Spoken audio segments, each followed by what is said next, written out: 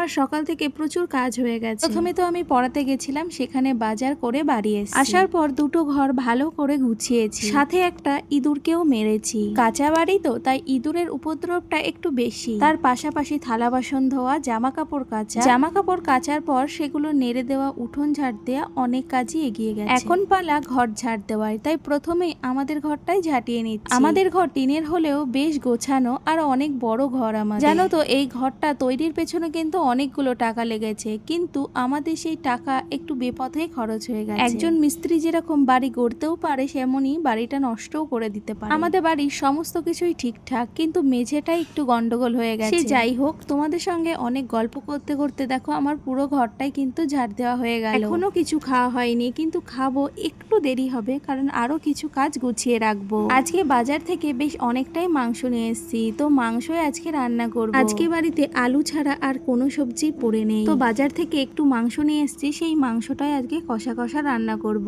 বাবা কি শুধু মাংস দেব?